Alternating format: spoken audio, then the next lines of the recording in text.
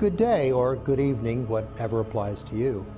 I'm your host, Dick Fisher, and with me today is my co-host, Ken Miller. In the first episode of our series, we discussed Big Bang cosmology. We examined some of the sticking points that have caused Bible scholars over the years to believe a glaring discrepancy exists between the biblical account in Genesis 1 and the scientific understanding of the age and origination of our cosmos and our planet. Although these are two separate sources of information, we will see that essentially there are no glaring differences when we look carefully at Genesis and view it in the light of what the original author set down, and when we critically examine how it has been mistranslated and misunderstood over the centuries. The days of creation in Genesis 1 were examined. These days, Yom, in the Hebrew, should best be understood as days of indefinite duration, days of God's time, not man's time. So an age of 13.8 billion years for our universe should not be seen as a point of controversy at all. This brings us to our earthly habitat when our solar system began to form about 5 billion years ago. The Earth's age has been determined from examining decay isotopes in meteorites and has been established at 4.5 billion years. When the Apollo missions brought back over 800 pounds of moon rocks, they were sent to 3 labs and dated 6 different ways. Average readings ranged from 3.15 billion years to about 4.5 billion, as determined by measuring the amount of nuclear decay in radiometric elements, such as uranium, potassium, rubidium, etc. In other words, the moon and the Earth are of similar ages and made of the same stuff.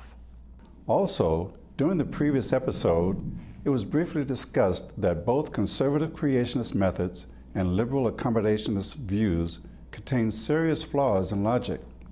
Since the birth of our Earth has gone through stages of development, and the writer of Genesis succinctly enumerated some of the main features in the Earth's long history that culminated in human beings.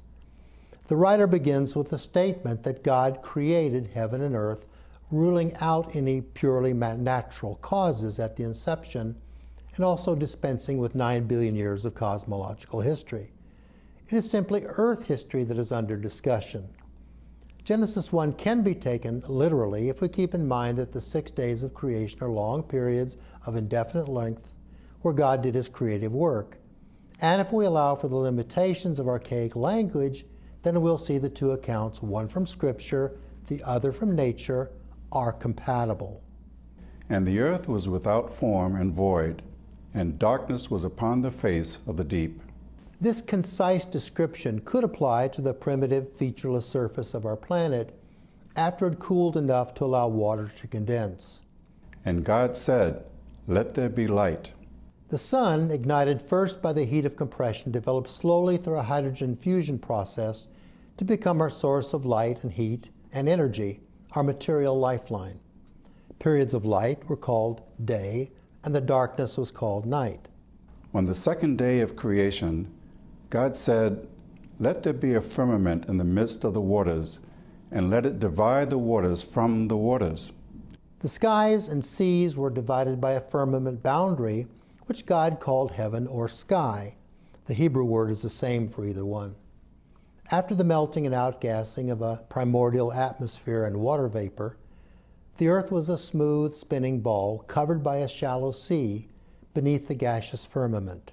And God said, "Let the waters under the heaven be gathered together unto one place, and let the dry land appear." About 3.5 billion years ago, massive dome-like blocks of granite, some over 25 miles in thickness, buoyed up from within the Earth's mantle. They also form massive roots or cratons underpinning our continental landmasses today. Tremendous amounts of heat and pressure combined to bring about a separation between the relatively lighter granite landmasses and the denser basalt sea basins where the waters gathered.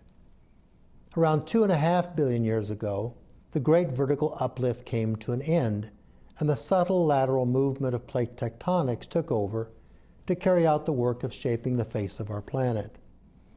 The Earth has been cooling off gradually, venting steam and magma through the Earth's crust in a driving motion, giving the continents a virtual shove around the globe.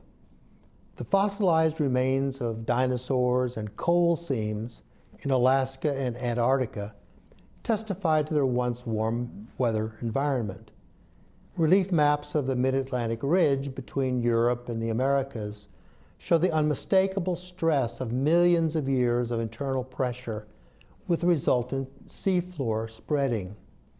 According to geologists, about 200 million years ago, during the Permian period, all the Earth's great continents became joined together in a giant supercontinent they call Pangaea.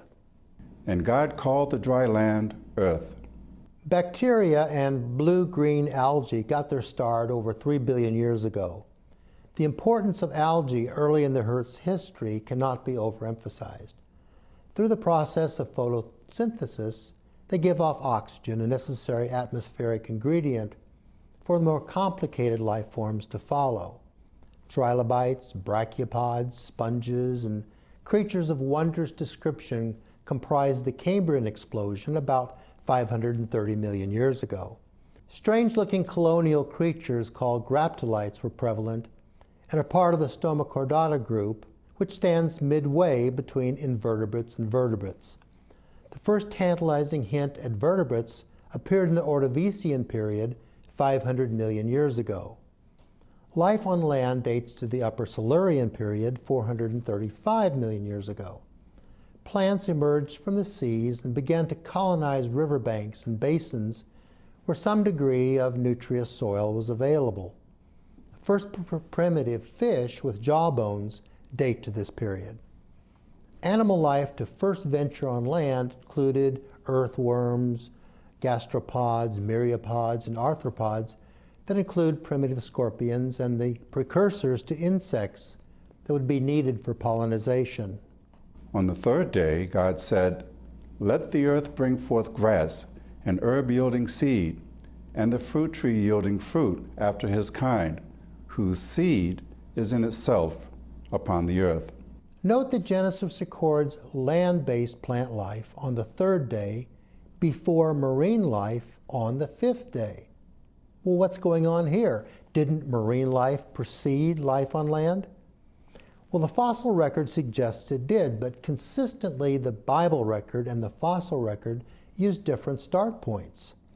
Life on land, according to nature's evidence, began about 400 million years ago.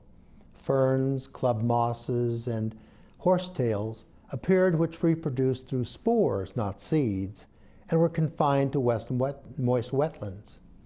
The first plants with seeds dated to the Devonian period, about 395 million years ago.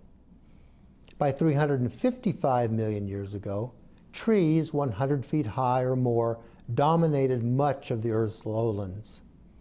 Conifers began to appear that are ancestral to pine and fir trees of today.